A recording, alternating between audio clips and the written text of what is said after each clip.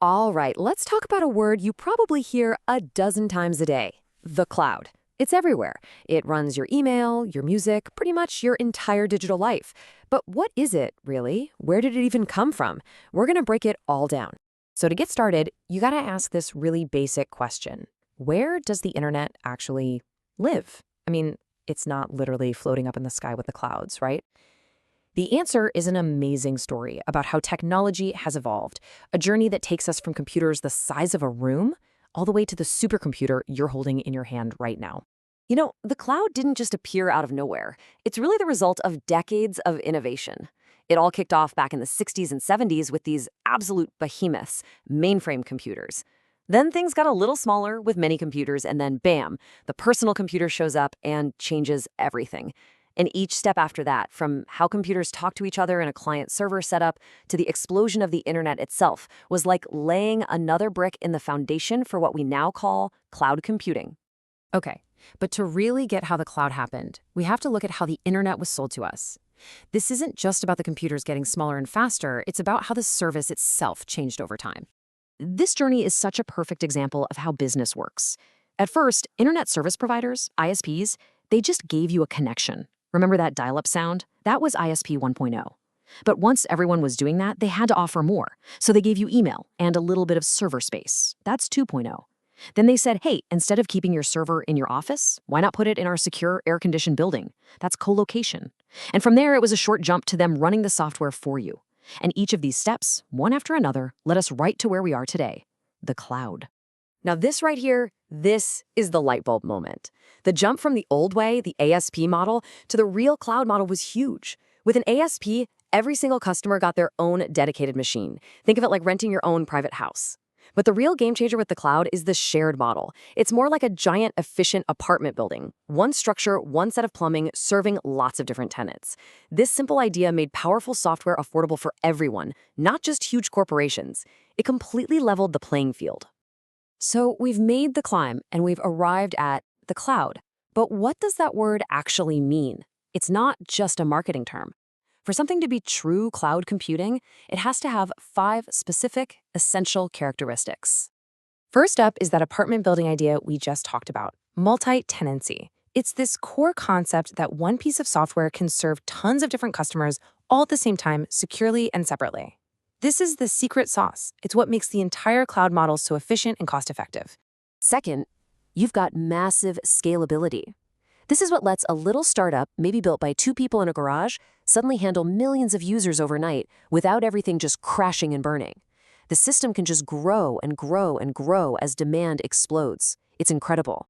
Third, and this is maybe the coolest part, is elasticity. Think about your electricity at home. You only use what you need when you need it. The cloud does the exact same thing with computing power. If your website suddenly gets a huge traffic spike, the cloud automatically gives it more resources. And when the traffic dies down, it scales right back. You get exactly what you need right when you need it. Nothing more, nothing less. And naturally, that elasticity leads directly to the 4th attribute, pay as you go. This completely flipped the old business model on its head. You no longer had to spend millions on giant servers you might only use a fraction of the time. Now, you just pay for what you actually use, like a utility bill. It's a total game changer for budgets. And the last one is self-provisioning. This is all about speed and control. In the old days, if a developer needed a new server, they'd have to fill out a form, wait for approval, and maybe a week later, someone in IT would set it up. Now, they just log into a website, click a few buttons, and boom, they have a powerful new server ready to go in minutes. It's all on demand. Okay, so those are the 5 big ideas that define the cloud. Now, how do you actually use it? Well, it usually comes in 3 main flavors. You can think of it like a menu: infrastructure, platform, and software as a service. This table lays it out perfectly. Look at the column on the far left, on-premise. That's the old way. You have to manage everything yourself, the hardware, the networking, all of it.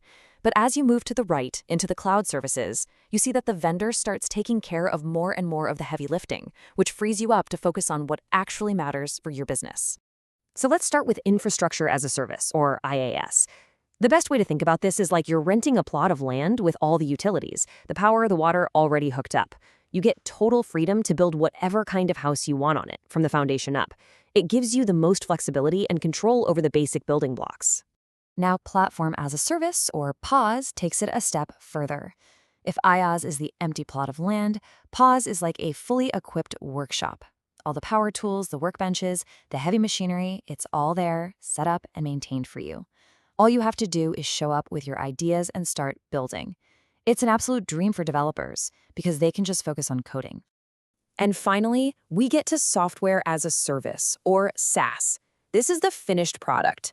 To finish our analogy, this is like renting a fully furnished apartment. You don't think about the foundation or the plumbing or the electricity. You just move in and start living your life. This is what most of us use every single day. Think Google Workspace, Microsoft 365. You just log in and it works.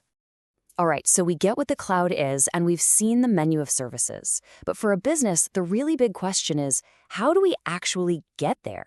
Moving all your stuff from your own servers into the cloud is a huge undertaking. You can't just wing it. You need a roadmap. And believe me, it is not as simple as just flipping a switch.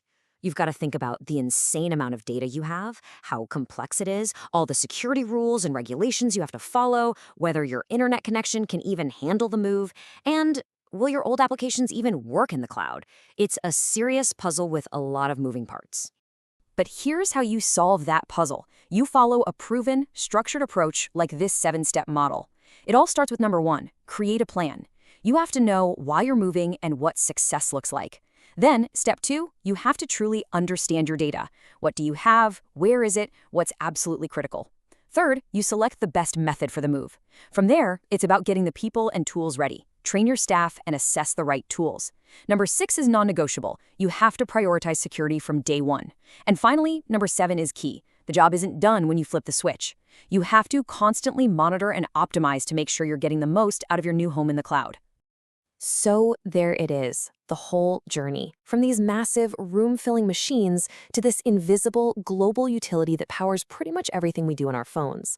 It's been a wild ride, an incredible evolution, and it just leaves you with one big question to chew on. If this is where we've come, what in the world comes next?